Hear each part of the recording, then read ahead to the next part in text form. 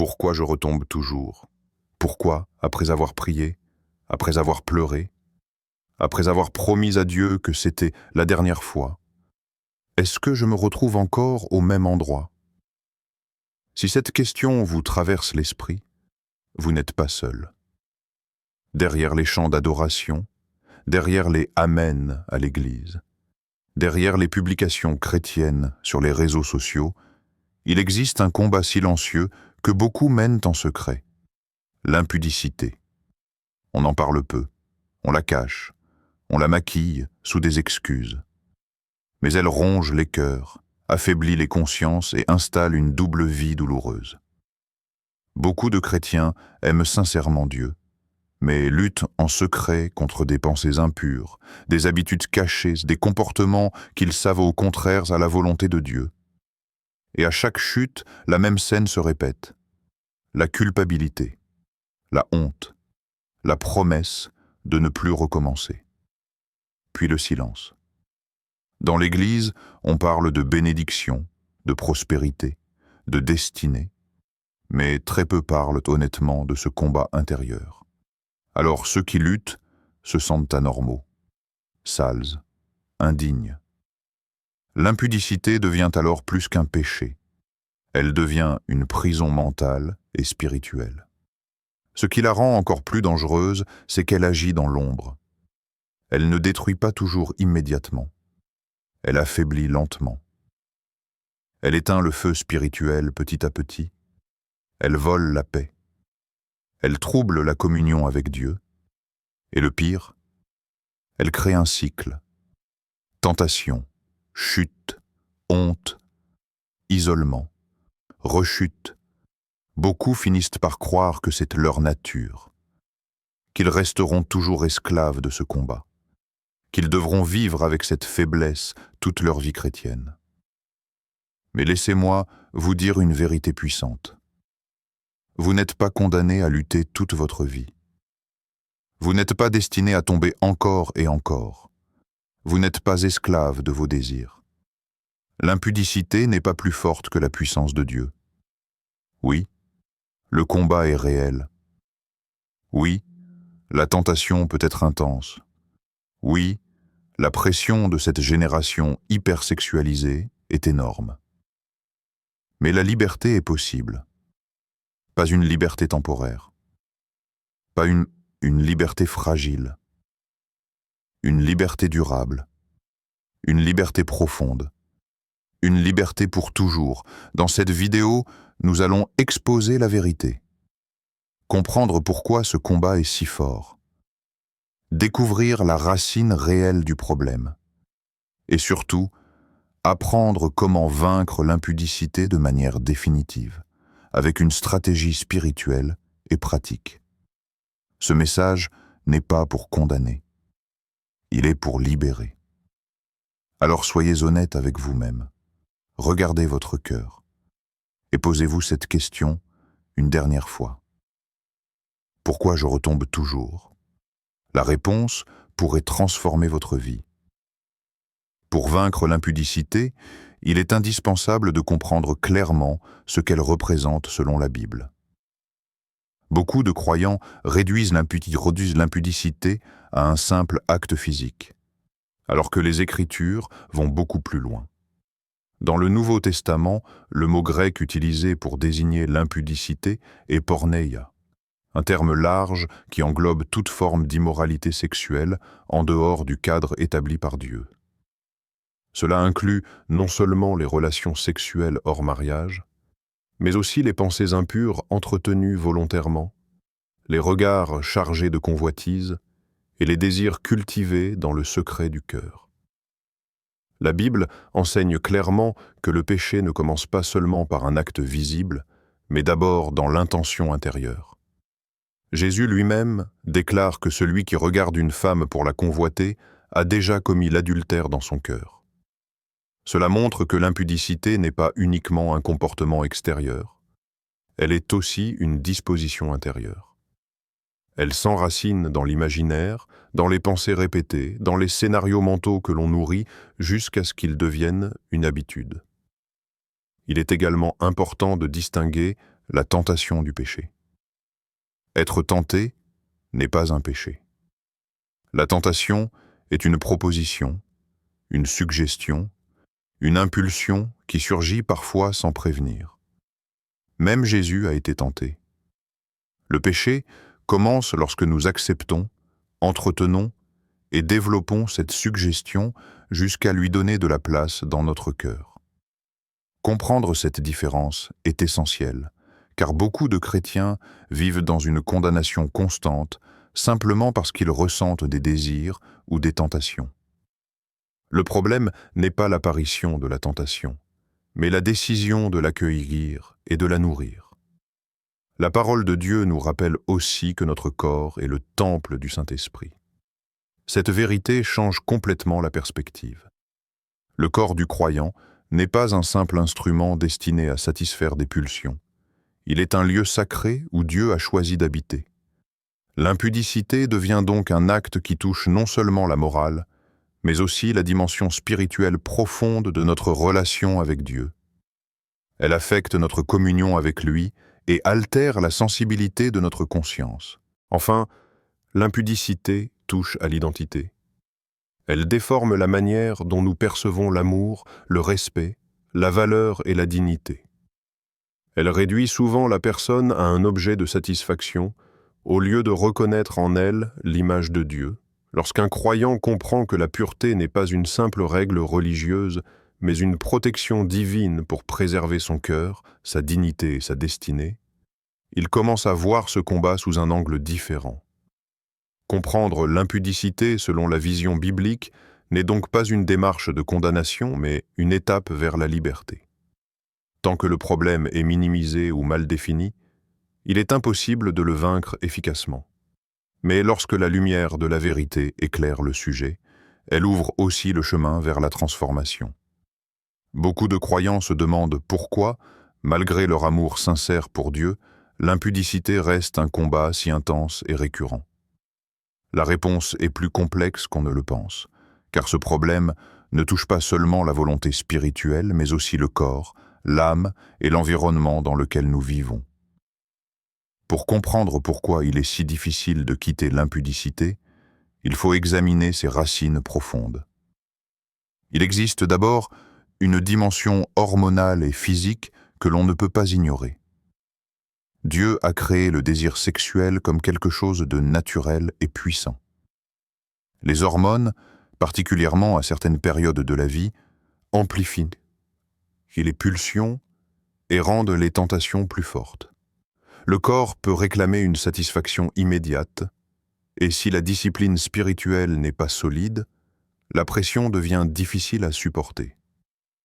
Le problème n'est pas l'existence du désir, mais l'absence de cadre et de maîtrise.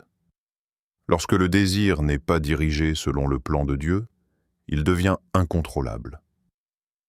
À cela s'ajoute un mécanisme neurologique puissant, l'addiction à la dopamine. Chaque fois qu'une personne consomme du contenu immoral ou s'abandonne à des pratiques impures, le cerveau libère une forte dose de dopamine, l'hormone du plaisir et de la récompense. Ce système est conçu pour renforcer les comportements agréables, mais lorsqu'il est stimulé de manière répétée par l'impudicité, il crée un cycle d'habitude et de dépendance. Le cerveau commence à réclamer la même stimulation, parfois même avec une intensité croissante. Ce n'est plus seulement un péché occasionnel, mais une habitude enracinée dans le système nerveux. Cependant, la racine est souvent plus émotionnelle que physique. Beaucoup de luttes contre l'impudicité sont liées à des blessures intérieures non guéries. Rejet, trahison, manque d'affection, abus, déception amoureuse ou absence de reconnaissance peuvent laisser un vide profond dans le cœur. L'impudicité devient alors une forme d'anesthésie émotionnelle. Elle procure un soulagement temporaire, une illusion de connexion ou de réconfort, mais elle ne guérit rien. Elle masque la douleur sans la traiter. La solitude et le manque d'amour jouent également un rôle majeur. L'être humain a été créé pour la relation. Lorsqu'une personne se sent seule, incomprise ou invisible, Elle peut chercher à combler ce vide par des plaisirs rapides. Le désir sexuel devient alors une tentative maladroite de remplacer l'intimité émotionnelle et spirituelle. Ce n'est pas toujours le corps qui cherche le plaisir, c'est souvent le cœur qui cherche l'amour. Nous vivons aussi dans une génération saturée par les médias et les réseaux sociaux. Les images suggestives, les films, les clips musicaux, les publicités et même certaines conversations banalisent l'impureté. L'exposition constante réduit progressivement la sensibilité morale. Ce qui choquait autrefois devient normal. Ce qui semblait inacceptable devient divertissant. Cette normalisation rend le combat encore plus difficile, car la tentation est accessible en permanence, parfois à un simple clic. Enfin, il ne faut pas ignorer la dimension spirituelle. L'impudicité n'est pas seulement une faiblesse humaine, elle est aussi un terrain d'attaque spirituelle. L'ennemi sait que ce domaine peut affaiblir la foi, troubler la conscience et éloigner progressivement de la présence de Dieu. Les attaques sont souvent ciblées dans les moments de fatigue, de stress ou de découragement. Lorsque la vigilance baisse, la tentation semble plus séduisante. Comprendre ces différentes dimensions permet de réaliser que quitter l'impudicité ne dépend pas uniquement d'une décision émotionnelle prise sous le coup de la culpabilité. Cela demande une transformation profonde qui touche à la fois le corps, l'âme et l'esprit. Tant que ces racines ne sont pas identifiées et traitées, le combat risque de se répéter. Mais lorsque la lumière éclaire la cause réelle, le chemin vers la liberté devient plus clair et plus solide. L'impudicité ne produit pas seulement des conséquences visibles ou émotionnelles, elle a surtout des répercussions spirituelles profondes que beaucoup sous-estiment. L'un des premiers effets est la perte progressive de sensibilité spirituelle. Au début, la conscience réagit fortement. Après la chute, le cœur est troublé, la prière devient difficile et un malaise intérieur se fait sentir. Mais lorsque le péché se répète, cette réaction s'atténue. Ce qui provoquait autrefois un choc devient presque normal. La voix intérieure qui avertissait devient plus faible. Ce n'est pas que Dieu cesse de parler, mais le cœur devient moins réceptif. La répétition du péché endurcit progressivement la conscience et diminue la capacité à discerner clairement la direction de l'esprit. La culpabilité et la honte s'installent alors comme un poids constant. Contrairement à la conviction du Saint-Esprit qui pousse à la repentance et à la restauration, la honte enferme et isole. Elle murmure des mensonges comme « Tu es hypocrite, tu ne changeras jamais. Dieu est fatigué de toi. » Cette accusation intérieure pousse souvent à éviter la prière, la lecture de la parole et même la communion fraternelle. La personne continue parfois à servir extérieurement, mais intérieurement, elle se sent indigne et disqualifiée. Cette tension crée une double vie épuisante où l'apparence ne correspond plus à la réalité du cœur. Peu à peu, une distance avec Dieu se fait ressentir. Il ne s'agit pas d'un éloignement imposé par Dieu, car son amour demeure constant, mais d'un retrait intérieur provoqué par la culpabilité et la peur. Adam et Ève, après avoir péché, se sont cachés. L'impudicité produit le même réflexe. On se cache de Dieu alors que c'est vers lui qu'il faudrait courir.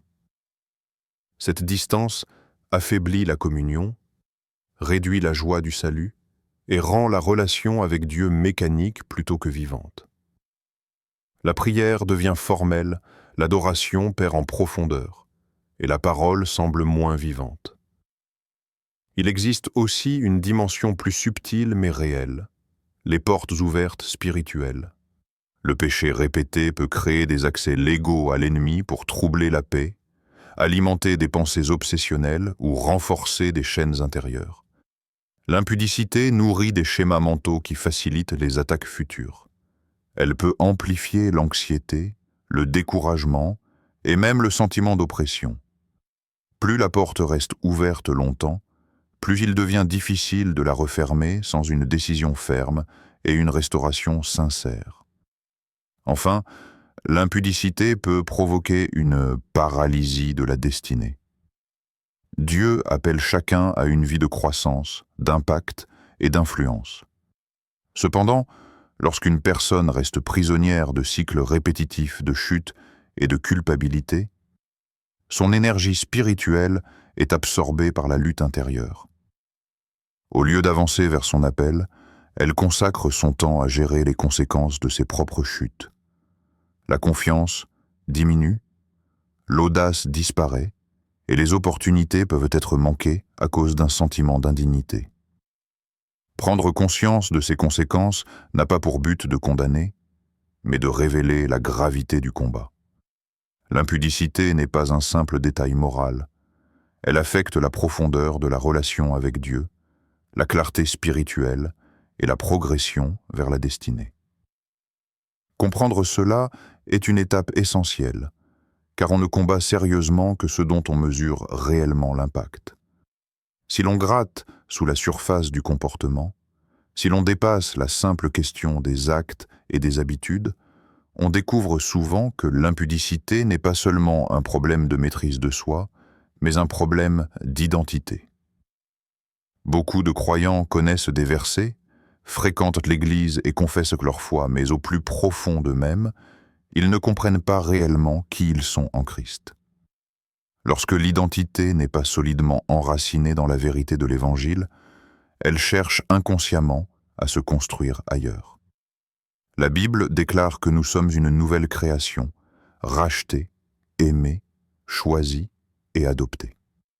Pourtant, si cette vérité ne descend pas du niveau intellectuel au niveau du cœur, elle ne transforme pas les comportements. Une personne qui ne se voit pas comme précieuse aux yeux de Dieu aura tendance à se traiter elle-même avec moins de respect. Elle pourra exposer son corps, ses pensées ou ses émotions à des situations qui ne reflètent pas sa valeur réelle. L'impudicité devient alors l'expression extérieure d'une identité intérieure fragilisée. Il arrive aussi que le plaisir devienne une source de validation. Dans un monde où l'apparence, la séduction et la performance sont constamment mises en avant, il est facile d'associer sa valeur personnelle à l'attention que l'on reçoit. Un regard désirant, un message suggestif ou une relation passionnée peuvent donner l'impression d'exister davantage. Le problème est que cette validation est temporaire. Elle dépend du regard de l'autre et s'effondre dès que l'attention disparaît. Chercher sa valeur dans le plaisir ou dans le désir des autres revient à construire son identité sur un fondement instable. La comparaison aggrave encore ce phénomène. Les réseaux sociaux exposent des corps idéalisés, des relations apparemment parfaites et des vies mises en scène. Cette exposition constante peut générer un sentiment d'infériorité ou de frustration. Certains se sentent en retard, moins attirants, moins désirés, moins aimés. Cette frustration peut conduire à rechercher des expériences sexuelles comme moyen de compenser un sentiment de manque ou d'échec. L'impudicité devient alors une réponse émotionnelle à la comparaison, une tentative de prouver que l'on est, soit aussi, désirable ou capable de vivre une intensité passionnelle. Une autre racine profonde est la confusion entre amour et désir. Le désir est puissant, immédiat et souvent centré sur la satisfaction personnelle. L'amour véritable, en revanche, est patient, respectueux et orienté vers le bien de l'autre. Lorsque ces deux réalités sont confondues, une personne peut croire qu'elle aime alors qu'elle cherche simplement à combler un besoin affectif ou physique. Cette confusion entretient des relations déséquilibrées et nourrit des comportements impurs sous prétexte d'intensité émotionnelle. Revenir à l'identité en Christ est donc fondamental pour briser le cycle. Comprendre que l'on est déjà aimé pleinement par Dieu libère de la recherche désespérée d'approbation. Savoir que l'on est choisi et précieux réduit le besoin de se prouver à travers le corps. Lorsque l'identité est restaurée, le comportement commence à changer naturellement. La pureté ne devient plus une contrainte religieuse, mais une conséquence logique d'une nouvelle perception de soi. La véritable victoire sur l'impudicité commence donc à l'intérieur. Tant que l'identité reste floue, le combat sera instable. Mais lorsque l'on réalise profondément qui l'on est en Christ, on cesse de chercher dans le plaisir ce que seule la relation avec Dieu peut pleinement donner. Pour comprendre pleinement le combat contre l'impudicité, il est nécessaire de discerner qu'il ne s'agit pas seulement d'une faiblesse humaine, mais aussi d'une stratégie spirituelle bien organisée. L'ennemi ne cherche pas simplement à provoquer une chute ponctuelle. Il vise à installer un cycle durable de défaite, de culpabilité et d'éloignement de Dieu. Son objectif dépasse l'acte lui-même. Il cherche à affaiblir la foi, troubler l'identité et ralentir la destinée. La tentation fonctionne souvent comme un piège progressif. Elle commence rarement par une proposition évidente et choquante. Elle débute par une pensée subtile, une image anodine, une curiosité présentée comme inoffensive.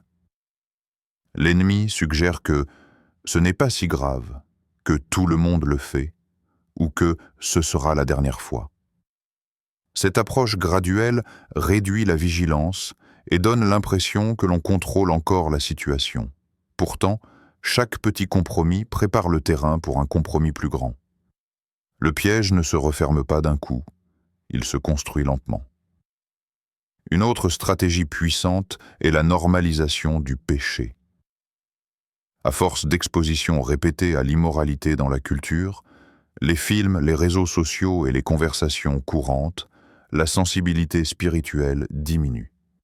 Ce qui autrefois semblait incompatible avec la foi devient culturellement acceptable. L'ennemi exploite cette banalisation pour faire croire que la pureté est irréaliste ou dépassée. Lorsque le péché est normalisé, la conscience s'affaiblit et la résistance diminue. L'isolement constitue également une arme redoutable. Après une chute, la tendance naturelle est de se cacher. On évite les discussions profondes, on réduit les moments de prière. On garde le secret par peur du jugement.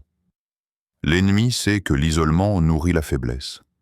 Lorsqu'une personne lutte seule, sans soutien ni accountability, les pensées prennent plus de place et les mensonges deviennent plus convaincants. Le silence devient alors le terrain favorable à la rechute. Après la chute, une autre phase de la stratégie se déclenche, l'accusation. Celui qui a tenté devient accusateur. Des pensées comme « tu es hypocrite »,« Dieu est déçu de toi »,« tu ne changeras jamais » envahissent l'esprit.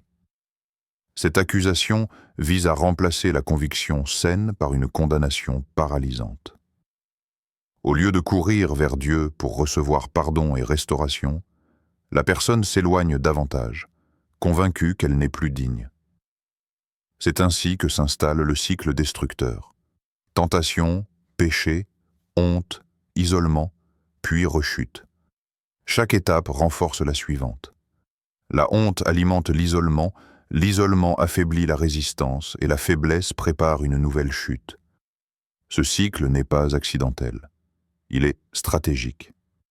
Cependant, comprendre la stratégie de l'ennemi est déjà une forme de lumière. Lorsque le mécanisme est exposé, il perd une partie de son pouvoir. La victoire commence lorsque l'on refuse d'entrer dans le cycle et que l'on choisit de briser l'isolement, de rejeter l'accusation et de revenir immédiatement à la vérité de la grâce de Dieu. La première étape vers une liberté durable ne commence pas par une technique, mais par une transformation intérieure. Beaucoup de personnes ressentent du regret après avoir chuté dans l'impudicité, mais le regret seul ne produit pas un changement profond. Le regret est principalement émotionnel. Il naît de la frustration, de la culpabilité ou des conséquences négatives. On regrette d'avoir été découvert, d'avoir perdu la paix ou d'avoir brisé une promesse. Cependant, la repentance va beaucoup plus loin. est une décision consciente de changer de direction. Elle ne consiste pas seulement à détester les conséquences du péché, mais à reconnaître sincèrement qu'il offense Dieu et qu'il est incompatible avec l'identité que nous avons en Christ. La repentance sincère implique l'humilité. Elle demande d'abandonner les excuses et de cesser de minimiser le problème. Il ne s'agit plus de dire « ce n'est pas si grave » ou « tout le monde lutte avec ça », mais d'admettre clairement « Seigneur, j'ai péché, j'ai besoin de ton aide ». Cette posture ouvre la porte à la restauration. Dieu ne rejette jamais un cœur brisé et sincère. Au contraire, il résiste à l'orgueil, mais accorde sa grâce aux humbles. La confession à Dieu est une étape essentielle de ce processus. Confesser signifie reconnaître devant lui ce qu'il sait déjà, sans masque ni justification. Ce n'est pas informer Dieu, mais s'aligner avec sa vérité. Lorsque nous mettons des mots honnêtes sur nos luttes, nous sortons du déni et nous exposons le péché à la lumière. Or, la lumière affaiblit ce qui prospère dans l'ombre. La confession restaure la communion car elle brise le silence qui entretient la distance intérieure.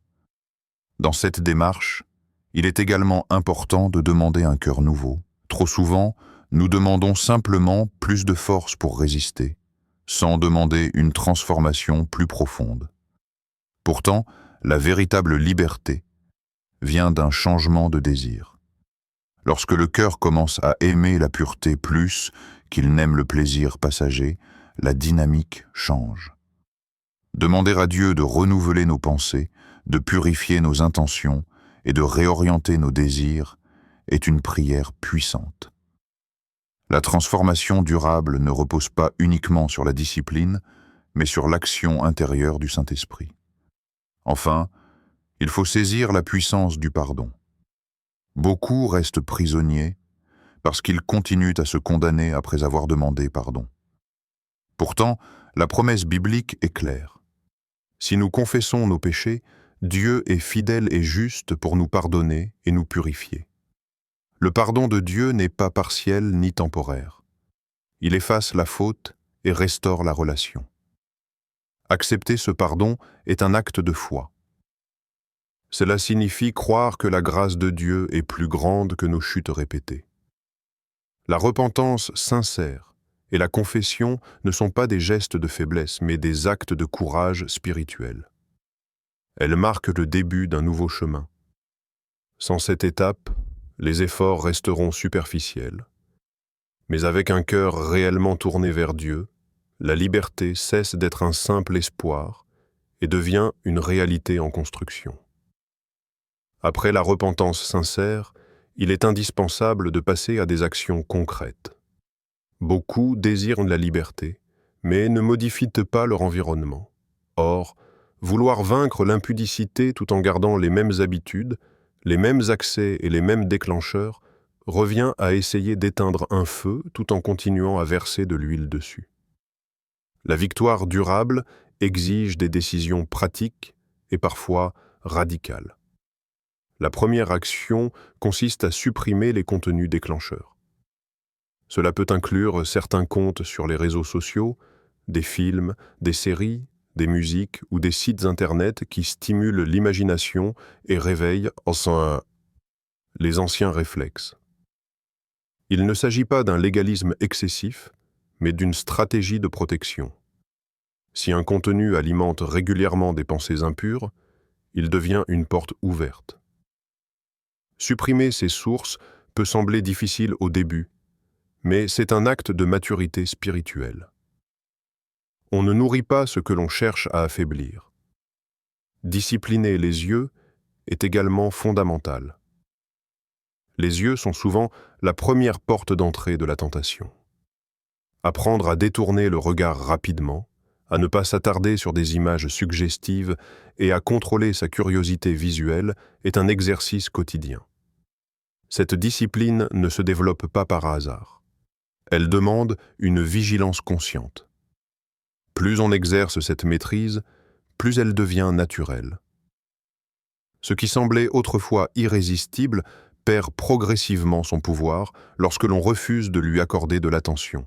Le choix des fréquentations joue aussi un rôle crucial. Les conversations, les plaisanteries et les environnements influencent profondément l'état d'esprit. Si l'on est constamment entouré de personnes qui banalisent l'immoralité ou encouragent des comportements déplacés, la résistance devient plus difficile. À l'inverse, fréquenter des personnes qui valorisent la pureté et la croissance spirituelle renforce la détermination. Il ne s'agit pas de juger ou de rejeter les autres, mais de reconnaître que l'environnement façonne les habitudes. Mettre des limites claires est une autre décision essentielle. Ces limites peuvent concerner les heures d'utilisation du téléphone, les moments passés seuls, les échanges privés avec certaines personnes ou les situations ambiguës. Les limites ne sont pas des restrictions oppressantes, elles sont des garde-fous protecteurs. Une limite bien définie évite d'avoir à lutter intensément plus tard. Elle empêche la tentation de se transformer en opportunité de chute. Enfin, il est crucial d'apprendre à fuir au lieu de négocier. La tentation aime la discussion intérieure. Elle propose des compromis, minimise les conséquences et promet un plaisir rapide sans impact durable. Mais la sagesse biblique enseigne parfois la fuite comme stratégie. Fuir une situation à risque, quitter une conversation inappropriée ou changer immédiatement d'activité n'est pas un signe de faiblesse, mais de lucidité. Plus on reste à débattre avec la tentation, plus elle gagne en force. Couper les sources de tentation demande du courage et de la détermination, mais ces décisions créent un environnement favorable à la victoire. La liberté ne repose pas uniquement sur la prière. Elle s'appuie aussi sur des choix quotidiens alignés avec cette prière. La transformation durable ne peut pas se limiter à des actions extérieures. Elle doit atteindre la pensée. L'impudicité prend souvent racine dans l'imaginaire, dans les souvenirs, dans les scénarios mentaux répétés. C'est pourquoi le renouvellement de l'intelligence est une étape essentielle vers une liberté définitive. La Bible nous exhorte à être transformés par le renouvellement de notre pensée, ce qui signifie que le changement commence à l'intérieur avant de se manifester à l'extérieur. La lecture biblique quotidienne joue un rôle central dans ce processus. La parole de Dieu n'est pas seulement un livre d'instruction morale, elle est une source de lumière et de vérité qui réorganise notre manière de penser. Lorsque l'esprit est exposé régulièrement aux principes divins, il commence à adopter une nouvelle perspective sur le corps, le désir, l'amour et la sainteté. Lire la Bible de façon constante permet de remplacer les mensonges intériorisés par des vérités solides. Ce n'est pas une lecture occasionnelle qui transforme, mais une immersion régulière. La méditation sur la parole va encore plus loin. Méditer signifie réfléchir profondément, répéter intérieurement, appliquer personnellement ce que l'on lit. Au lieu de simplement parcourir un passage, il s'agit de se demander comment il s'applique à sa propre vie et comment il peut orienter ses décisions quotidiennes. Cette pratique renforce l'esprit et rend la vérité plus accessible dans les moments de tentation. Lorsque la pensée est saturée de vérité, elle résiste plus facilement aux suggestions impures. Renouveler son intelligence implique également de remplacer activement les pensées impures. Une pensée ne disparaît pas simplement parce qu'on la rejette, elle doit être substituée par une autre. Lorsque surgit une image ou une imagination inappropriée, il est important de rediriger volontairement l'attention vers quelque chose de pur, de vrai et d'édifiant. Ce remplacement demande une discipline consciente, surtout au début, mais il devient plus naturel avec le temps. L'esprit apprend progressivement à suivre de nouveaux chemins. La discipline mentale c'est donc un entraînement quotidien. Elle consiste à surveiller ce que l'on autorise à rester dans sa pensée et à refuser de nourrir ce qui affaiblit. Ce contrôle n'est pas une oppression intérieure, mais un acte de responsabilité. Tout comme le corps peut être entraîné par l'exercice, l'esprit peut être formé par des choix répétés. Plus on pratique cette vigilance, plus la maîtrise s'installe. Enfin, l'importance des déclarations ne doit pas être sous-estimée. Les paroles que nous prononçons influencent notre perception de nous-mêmes. Déclarer régulièrement des vérités comme « Je suis une nouvelle création »,« Mon corps est le temple du Saint-Esprit » ou « Je choisis la pureté » renforce l'identité et oriente la volonté. Ces déclarations ne sont pas de simples formules positives, elles sont un alignement verbal avec la vérité spirituelle. Renouveler son intelligence est un processus progressif, mais puissant. Lorsque la pensée change, les désirs se réorganisent et les comportements suivent naturellement. Après avoir exploré les racines, les pièges et les stratégies de victoire sur l'impudicité, il est temps de synthétiser les clés de la liberté et de prendre une décision consciente. Nous avons vu que la lutte ne se limite pas à l'action extérieure, mais touche l'esprit, le cœur et la relation avec Dieu. La repentance sincère ouvre la porte à la restauration. Couper les sources de tentation protège l'esprit et le corps. Renouveler l'intelligence transforme les pensées. Développer une vie spirituelle forte nourrit l'âme. Et la responsabilité avec un accompagnement adéquat empêche l'isolement. Enfin, maintenir la liberté exige vigilance, discipline, vision et objectif divin. Ces éléments, combinés, constituent une stratégie complète qui peut libérer quiconque de ce cycle destructeur. Il est important de comprendre que cette lutte n'est pas une condamnation. Dieu ne désire pas que vous soyez prisonnier de vos désirs ou de vos habitudes passées. Le message d'espoir est clair. La victoire est possible, et elle peut être complète et durable. Ce n'est pas une lutte sans fin. Chaque étape, chaque décision, chaque acte de discipline et de foi rapproche de la liberté réelle. Dieu offre non seulement pardon et restauration, mais aussi la puissance nécessaire pour transformer la vie et marcher dans la pureté. La véritable liberté commence lorsque l'on choisit de ne plus tolérer le compromis et que l'on s'engage pleinement dans le processus de transformation. Ce n'est pas un changement superficiel ou temporaire, mais une décision radicale de ne plus laisser le péché définir votre identité ou votre destinée. C'est choisir de vivre selon la vérité, d'honorer Dieu par votre corps et votre esprit, et de vous ancrer dans votre identité en Christ. Aujourd'hui, vous êtes face à un choix. Vous pouvez continuer à lutter seul, dans le cycle de honte et de rechute, ou vous pouvez décider de rompre avec l'impudicité une bonne fois pour toutes, en vous appuyant sur Dieu et les stratégies qu'il met à votre disposition. La liberté est un choix quotidien, mais ce choix commence par un moment précis de décision consciente. Alors, je vous pose cette question finale. Êtes-vous prêt à rompre définitivement avec l'impudicité et à marcher dans la liberté que Dieu a prévue pour vous?